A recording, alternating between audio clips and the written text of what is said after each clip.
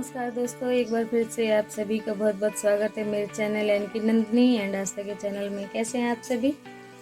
तो और आप सभी को प्यार भरा गुड मॉर्निंग, क्योंकि सुबह सुबह का टाइम है और चाय बन रही है मेरे यहाँ। तो हम सभी चाय पी चुके हैं, लेकिन अम्मा के लिए चाय बना रही हूँ। उन्होंने बोला कि चाय बना दो, तो मैं बना दे रही हूँ और चाय भी जो है ना बन गई है।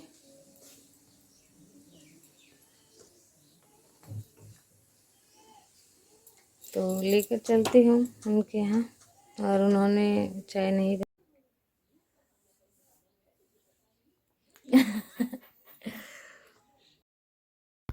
तो दोस्तों सुबह का टाइम था और मैं बनाने लग गई हूँ खाना। और खाने में देखिए आज मैं बना रही हूँ आलू टमाटर की सब्ज़ी और पूड़ी। जो भंडारे और पूजा पाठ वगैरह में जो सब्ज़ी बनती है, शादी ब्याह में बनती है आलू की सब्ज़ी और टमाटर की, वैसी वाली सब्ज़ी ज़्यादातर तो पूजा में बनती है ये सब्ज़ी, क्योंकि इसमें लहसुन प्याज यूज़ नहीं होता है। तो पूजा भंडारे में ये सब्ज़ी बनती है। वैसे ही बिल्कुल वैसे ही सब्ज़ी बना रही हूँ आलू की। तो यहाँ पे मैं अदरक कुचल रही हूँ और मिर्चियों को भी थोड़ा सा कुचल दूंगी। बाकी हरी जो मिर्च हरी वो ऐसी ही रहेंगी। थोड़ा सा मैंने कुचल दिया है, इनके बीज निकल गए हैं। तो आलू की सब्ज़ी, ये वाली सब्ज़ी बनाने के लिए 3 चीज़ें इंपॉर्टेंट थी। ज़्यादा टमाटर लेना था और हरी मिर्च और अदरक, धनिया मिर्च का पाउडर, नमक, हल्दी और गरम मसाला पिसा हुआ। तो यहाँ पे आलू मैंने पहले ही उबाल लिए थे कुकर पे, और अब मैं यहाँ पे मसालों के साथ मैंने आलू को डाल दिया है, उबले हुए आलू को, और कुचल दिया है मैंने कढ़ाई में। और उसके बाद मैंने डाल दिया है पानी। तो ये सब्ज़ी बहुत टेस्टी बनती है, खट्टी खट्टी सी, और पूड़ी के साथ ही ये सब्ज़ी बहुत ज़्यादा टेस्टी लगती है। सिर्फ पूड़ी के साथ खाइए आप इस सब्ज़ी को, और बहुत ज़्यादा टेस्टी बनती है। तो मैं अपने घर में हमेशा ही 7 दिन में एक बार बनाती रहती हूँ, लगभग मैं बनाती रहती हूँ ये वाली सब्ज़ी। तो आज पूड़ी सब्ज़ी बना रही थी, तो अम्मा को भी बोल दिया था कि अम्मा आप भी इधर ही खा लेना खाना। तो सबके लिए मैंने देखिए ज़्यादा आटा गूँथ लिया है, और सब लोग यहीं पे खाना खा लेंगे।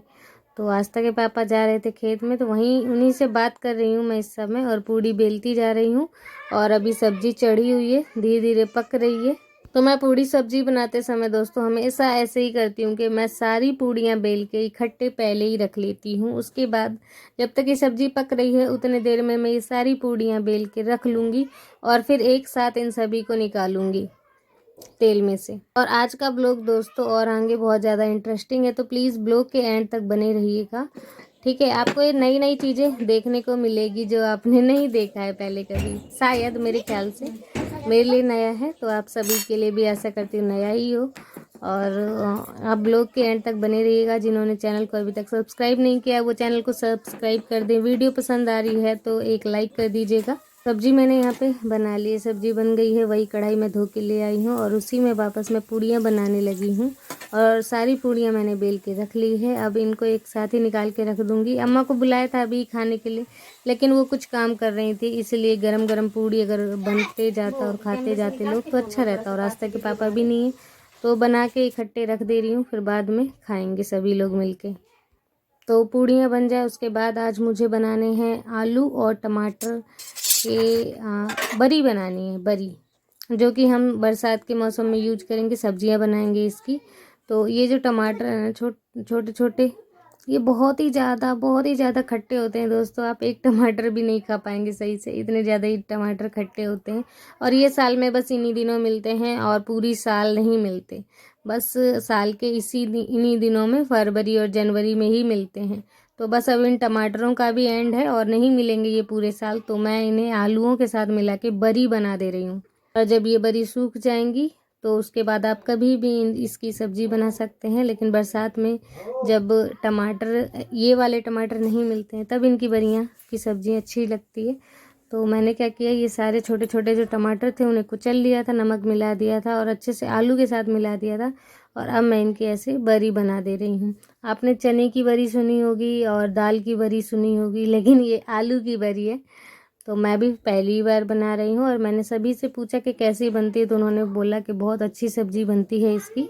तो अगर आपके इधर भी ऐसे छोटे छोटे टमाटर मिलते हैं खट्टे वाले, तो आप सब भी बरी बना सकते हैं ऐसे आलू और टमाटर की। तो बरी मेरी बन गई है दोस्तों। अब सोच रही थी पूरे यहाँ बरामदे की सफाई कर दूँ, और सफाई करने के बाद उसके बाद आस्था के पापा और अम्मा भी आते ही होंगे खाना खाने के लिए। तो सफाई करके रख दे रही हूँ। पूरे में झाड़ू पोछा लग गया है, बस ये राख साफ करनी है और चूल्हा पूरा लीप देना है, चूल्हा चौका कर देना है।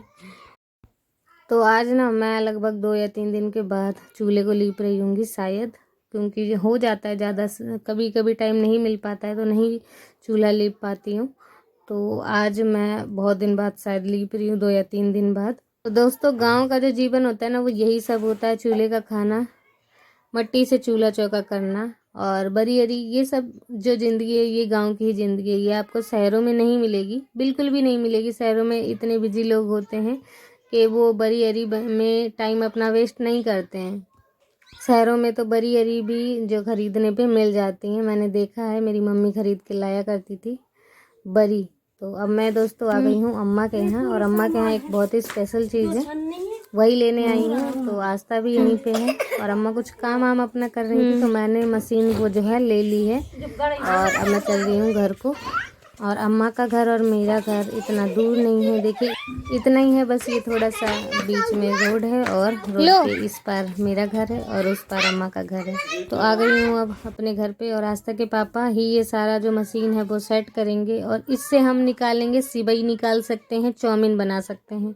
जो चाउमीन के वाइट वाइट पैकेट में मिलते हैं वो इसी चीज़ से बनते हैं। तो नूडल्स मान लीजिए, चाउमीन और नूडल्स बनाने का ये एक मशीन है, लेकिन यहाँ पे लोग सिवैयाँ बोलते हैं, सिवैयाँ भरना बोलते हैं, लेकिन इससे आप चाउमीन भी बना सकते। तो आस्था के पापा इसे सेट कर रहे हैं और मशीन थोड़ी सी हार्ड थी, मुझे तो समझ ही नहीं आ रही थी कि कैसे सेट होगा, और आस्था भी लगी पड़ी है इनके साथ।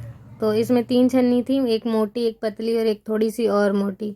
तो मैंने मोटी वाली छन्नी इसमें लगवा दी है सिवैयाँ भरने के लिए, और मैदा जो है आटा मैंने गूँथ के रख लिया है। और इसमें जो दोस्तों मैंने मैदे का आटा यूज किया है वो एकदम मतलब टाइट टाइट था, या फिर ज़्यादा वो था, पानी इसमें कम डाल के गूँथा था इसे। तो देखिए इस तरीके से ये मशीन चलाएंगे और नीचे से सेवई निकलेगा या फिर चाउमीन निकलेगा, आप जो भी कह लीजिए। तो एक तरफ मैदा डालिए, दूसरी तरफ से सिवैयाँ निकलेगी। तो वही वाली मशीन है ये। और यहाँ पे हमारे यहाँ पे ना हर एक परिवार में, सब किसी के घर में ये सभी चीज़ें पाई जाती है, इतनी पुरानी पुरानी चीज़ें। तो ये देखिए कुछ इस प्रकार से सिवैयाँ निकल रही हैं, लेकिन इनसे आप चाउमीन भी बना सकते हैं। आस्था इस मशीन को चला रही है ऊपर से, और आस्था के पापा दबा दबा के आटे को भर रहे हैं, और वो अपना मशीन अपना काम कर रही है। मैंने कुछ नहीं किया क्योंकि मुझे नहीं आता ये सिवैयाँ बनना। इन्होंने छोटे से ये सब देखते रहे हैं, अम्मा के साथ करवाते रहे हैं, तो इन्हें आता है, लेकिन मुझे नहीं आता ये सब काम। तो दोस्तों कुछ इस तरीके से देखिए मैगी कह रही हूँ, मैदे का जो चाउमीन है, सिवैयाँ है, वो निकल रहा है। अब इसे धूप में हमें सुखाना होता है और इसे अच्छी तरीके से फैलाना होता है। तो इन्हें भी शायद नहीं पता चल रहा था कैसे फैलाना है, कैसे क्या करना है।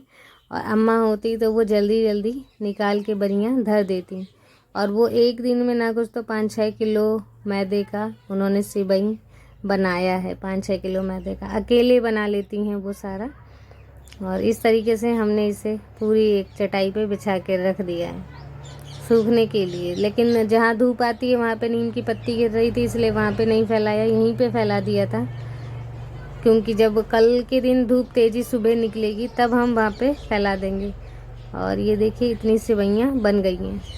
तो मैंने इस बीच में दोस्तों कुछ काम नहीं किया है, और आस्था के पापा ने इतनी सिवैयाँ फिर से निकाल ली है। हमें ध्यान रखना है कि ये आपस में चिपक ना जाए, अगर चिपक जाएंगे तो ख़राब हो जाते हैं, और फिर दोबारा से इन्हीं को निकालना पड़ेगा, सिवई बनानी पड़ेगी। तो अब मैं आ गई हूँ दोस्तों बर्तन धोने। सुबह के बर्तन थे और अभी जो सिवैयाँ बनाई थी उनके भी बर्तन हो गए थे, तो इन सभी बर्तनों को धो दे रही हूँ। दोस्तों कैसा लगा है आप सभी को आज का मेरा डेली रूटीन ब्लॉग, कैसा लगा है? आशा करती हूँ आज का ब्लॉग भी आप सभी को खूब पसंद आया होगा। तो प्लीज़ वीडियो को एक लाइक कर दीजिए और चैनल को सब्सक्राइब कर दीजिएगा जिन्होंने अभी तक चैनल को सब्सक्राइब नहीं किया है। मिलती हूँ नेक्स्ट वीडियो में एक अच्छे से ब्लॉग के साथ। तब तक के लिए बाय बाय, टेक केयर, अपना ध्यान रखिए, खुश रहिए।